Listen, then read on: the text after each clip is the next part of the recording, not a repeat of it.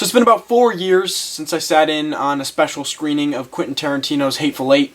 I remember it like it was yesterday, and since then he said about 6 different times that this movie was going to be his last, and then said, no, my next movie is going to be my last, and then said I'm working on a new Kill Bill, and then said I'm working on a new Star Trek. So who the fuck knows how many more movies we're going to get out of him. I think every time he makes a movie he says it's going to be his last. It's always a publicity stunt. So, but this is just the newest addition to Quentin Tarantino's films. He claims it his 9th. I guess I get that. It's not really his 9th. I think it's his 10th or 11th. But we find ourselves with a new Quentin Tarantino film, which is always a big deal in the film world, because Quentin Tarantino very rarely makes anything less than very good. I would say his average film is very good. He usually makes great film, which is why it takes so goddamn long for him to make a movie. It's been 4 years since his last film, and with the reviews for this film after The Hateful Eight wasn't received brilliantly, it was received, like, okay, it seemed like this was going to be his return to form. And riddle me slightly disappointed. Now, hold the fuck on, okay? Because last time I said the word disappointed was in my Rocketman review, and I got absolutely trashed. I want you all to stick with me, because I would say this is a decent film. It's decent. It's solid. It's above average. It's not bad, but it's not great. It's got a lot of problems, and Tarantino himself is a very pretentious individual. I challenge any of you to challenge me on that statement. I'm not saying his films are pretentious, but he is a pretentious person, and when you're a pretentious filmmaker, you open your films up for sometimes nitpickier criticisms, or just more criticism in general, a little bit more room to kind of open up your body and check out your intestines, right? To see what's really going on, what's really functioning, and what's really not functioning. It's a surgery. You have asked us all to do this by being the individual that you are, Mr. Tarantino, so that's what I'm going to do. I'm going to talk about what I liked first, because, as I've said, I put this above average, and there are things that I like. The best part of this film, for me, is definitely the cast. It's very, very reminiscent in cast terms to Hail Caesar, where it's sold on the basis of an ensemble cast, but most cast members get their scene and they go away. You got Bruce Dern, Luke Perry, Damian Lewis gets like a little monologue. Your main 3 are DiCaprio, Pitt, and Robbie, and even at that, Robbie is like strong supporting. Brad Pitt and DiCaprio are the leads. And all 3 of them are excellent for their own distinct reasons. DiCaprio, this is probably one of his most comedic performances, and he kills it. He does a really good job. He's kind of all over the place because he's playing all the people from his fictitious films as well, and he does a really good job. He kind of brings a human layer to this character that's very over-the-top, and he's meant to represent, the over-the-top Hollywood actors of the time, and what it means to become a has-been. He does a really good job at kind of being a diva. Brad Pitt is doing, I think, what Brad Pitt does best. I think he's the best performance in this film, to be honest with you. I really, really enjoyed him in this. He's really great at, like, dry humor, but also very kind of monotone, layered performances. Like a Casey Affleck in Manchester by the Sea, or a Ryan Gosling in First Man, where you really have to unravel everything for yourself in terms of his performance, but he allows you to unravel those things. He does that in Moneyball, and he does a really great job in this of dry humor, but that like I said, that monotone, multifaceted type of performance. Margot Robbie's fucking adorable. She's really enjoying this role. She has a lot of fun with it. She brings a layer of vibrancy and levity to the film. She's always a welcome presence on screen. Margot Robbie has a great screen presence in every movie that she's in, and that's no different here. So, yes, she's in much less of the film than DiCaprio and Brad Pitt, but when she's on screen, she is on screen, and she does a damn fine job. And they all have pretty strong, great characters to play. I'm not a huge fan of the script overall, but I think one thing that the script does get right is the characters. Not necessarily in development, but at the very least in who they are, what they do, and why they do what they do, which is the absolute basic of a character. And Tarantino always manages to create unique characters that, you know, anyone in an audience can connect with, anyone in an audience can laugh with, and anyone in an audience can empathize with.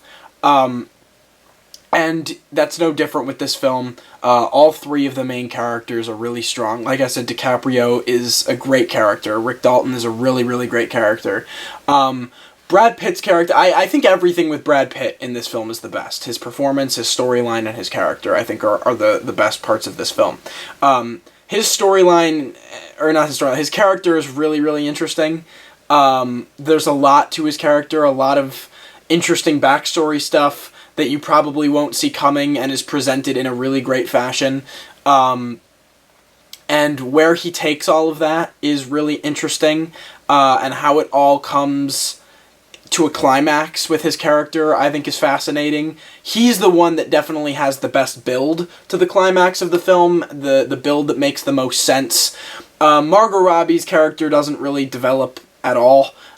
She's just kind of there to be this ray of sunshine, and she does a really good job at it. There's a scene where she sits in a theater and watches the film she's in, which is a spectacularly awesome scene. She's so great in that scene. For whatever reason, though, they use real footage of Sharon Tate, and Margot Robbie really doesn't look that much like Sharon Tate, and I have to admit it's kind of distracting. There are brief similarities. There are little small details that they kind of look like each other, but as a whole, it's a little distracting because they're two very different looking people. On a technical level, the film is really pretty great for the most part. The production and the costume design specifically are excellent. The production design really caught my eye everywhere. Every set is intricate, it's detailed, it fits the time perfectly, and it fits the mood of the scene perfectly. The costume design is unique, it's interesting, it tailors to the characters. I really like the costume design. Each individual outfit is very interesting to look at for a lot of different reasons. The cinematography is solid. I didn't think it was anything special, really. I thought it was well done. You know, it's solid cinematography. It's Tarantino's had better cinematography. Same with the editing. The editing ranges from pretty not very good to pretty damn good. Mainly from the first half to the second half. I don't like the editing in the first half, but I think a lot of that was Tarantino's oversight and a lot of his kind of grabbing control of the editor and telling him what to do, but I'm going to get into that a little later with what I didn't love so much about this film. The soundtrack and the score works really well. The last 20 minutes of this film is where Tarantino comes out. The Tarantino the world knows, the violent and grotesque Quentin Tarantino shines. And though it's relatively inconsistent with the rest of the style of the film and the rest of the tone of the film, it's certainly entertaining. It's a hysterical climax. It's really fun to watch. And it's well done. It's well directed. That's well edited. It's well put together, in my opinion. I definitely enjoyed that part of the film more than anything else. But the thing with this movie is, there are lots of good scenes. And when there are good scenes, they are great scenes. I have to give him credit on that, like Margot Robbie sitting in the theater watching herself. There's a great sequence where Brad Pitt has like kind of an interesting daydream about what if he was the stuntman on a particular scene. It's the scene with Bruce Lee that you keep seeing in the trailers. I quite liked that scene. You know, every scene that's good is really, really good. The problem is when the scenes aren't that good. The comedy is really strong for the most part, but I have to say, I think stylistically this is Tarantino's blandest. There's a lack of him in this film for some reason. In directing, in style, and in writing. I think all three of those things are lacking Quentin Tarantino. And that's really unfortunate because that's what makes Quentin Tarantino films great. No one can direct like him, no one can write like him, and his style is unparalleled to anyone else's in Hollywood. Now, That's not to say I think the direction and the writing and dialogue mainly, and story development less story development, mainly dialogue is what I'm talking about when it comes to writing. I'm not saying those things are bad. I'm saying they're just serviceable. And with Tarantino, they should be way more than serviceable. They should be excellent. Tarantino, I've always been impressed with him as a director, obviously. He has an ability to make lengthy scenes of dialogue interesting and intricate and captivating through the use of the camera, and that's one of the most difficult things to do as a filmmaker, and I've always had respect for him and his ability to do that. His way to shoot violence has always been very interesting. It's much different than many other filmmakers shoot violence, and I really like the way he does it. But I've always been most impressed by his writing skills and his dialogue skills and how interesting characters' lines of dialogue can be. They can raise points you may have never even thought about. They bring out the characters in ways you wouldn't imagine could be brought out. Or they're just really unique and interesting lines. And I hate to admit that I kind of feel like anyone could have written the dialogue in this film. It didn't feel particularly interesting or like brilliantly thought out. It was just dialogue, and it's fine dialogue. It fits the characters and it moves the story along, but it isn't anything special. It's the same thing with the direction. There's just a lot of really normal, solid direction that I didn't find to be really outgoing or as creative as he usually can be. And that's what drags this film from being great. A large part of what drags the film from being great. It doesn't drag it to being bad, because those things are not bad. They're just okay. That's what the word I've kind of been using to describe this film. It's okay. It gets a lot of things right. A lot of movies can get things right. A lot of movies can get good characters and write solid dialogue and direct it coherently, because it's certainly done that. It's certainly a coherent and competent film. A great film is one that goes above and beyond that, right? That builds upon that with excellent and unique direction and dialogue and characters and story that no other writer could put their own kind of spin on. And this film is missing that. And the other biggest thing, this movie is too goddamn long. It's too goddamn long. Even in the positive reviews I've seen for this film, I think people have been discussing this, because this movie should be 30 to 40 minutes shorter. But no question, this movie should be 30 minutes shorter. There are far too many times where it feels like you're focusing on the wrong thing. There's a 5-minute sequence where Brad Pitt drives home. There's a 5-minute sequence where Margot Robbie walks up and down the street and then buys a book and then goes and buys the ticket to the movie that she's going to see. There's a fucking 15-minute sequence of DiCaprio shooting a movie, and sometimes like they're played for jokes, and the scenes often outstay their welcome. You're ready to move on. It's get along with it, and it has an effect on the pace. It gets boring, and it becomes slow, and it drags in way too many different areas of the film for it to be excusable, in my opinion. Especially in the first hour. The first scene with Al Pacino is one of the most frustrating scenes for me. It's a decent dialogue between two characters that's constantly interrupted by clips of the fake films that Tarantino has shot with DiCaprio, which also take up way too much time. There's the ratio of actual film to fake film is way too balanced. There needs to be way less fake film, like little cuts that would be funny and like, oh shit, yeah, obviously that film is played for laughs and it's supposed to be cheesy. They show you entire scenes from these films placed in the middle of these dialogue conversations, and then you jump back into the conversation and you're like, holy fuck, I really just sat through like an entire other scene.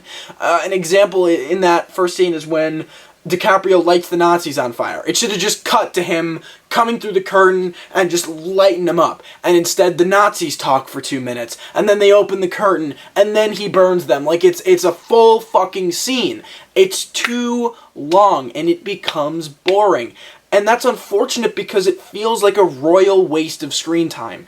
I wanted so much more out of the character dynamics, because that's the most interesting part.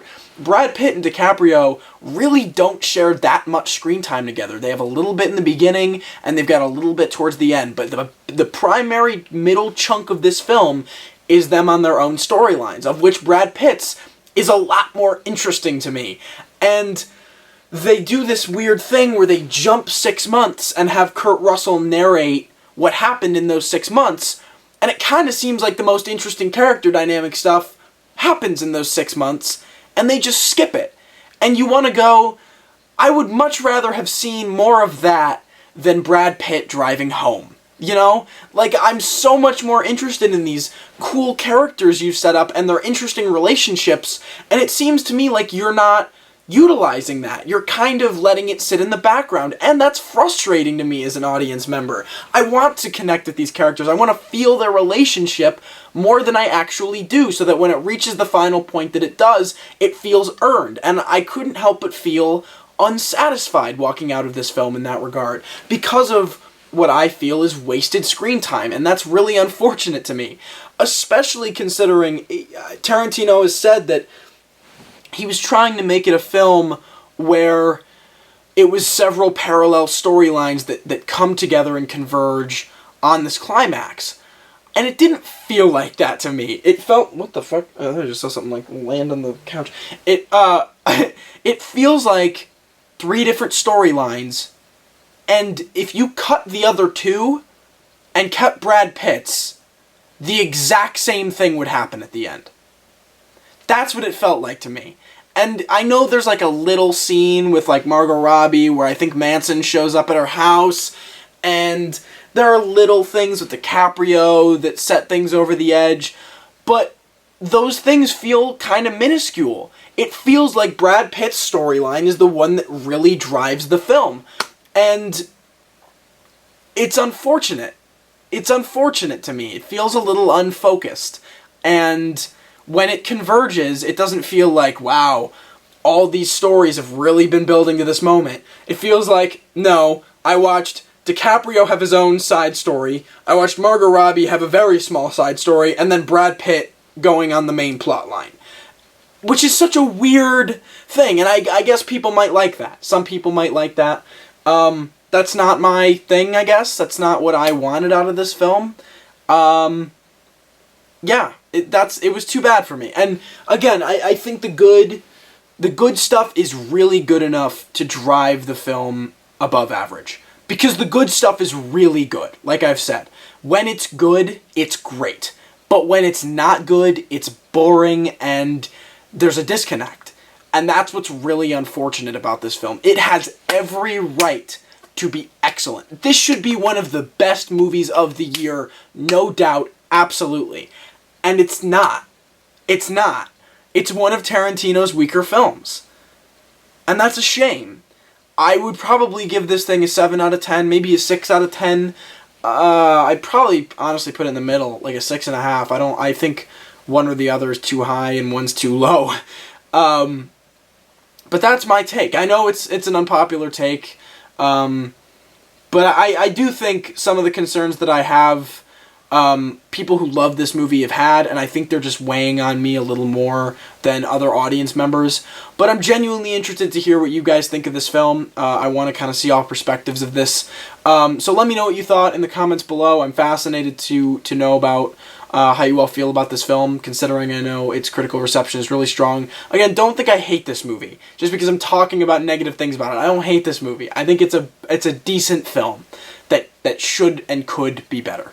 That's my log. Put that on the poster. There you go. So anyway, guys, thank you so much for watching. Lots more videos to come. We're moving into August, and then we're going to get into September. I'm moving at the end of August, so I'm hoping to do some cool little things here before I move out, and a couple last little videos before we move completely. We move the set completely. We're in Boston, and everything kind of changes for this award season. It's going to be a really interesting award season.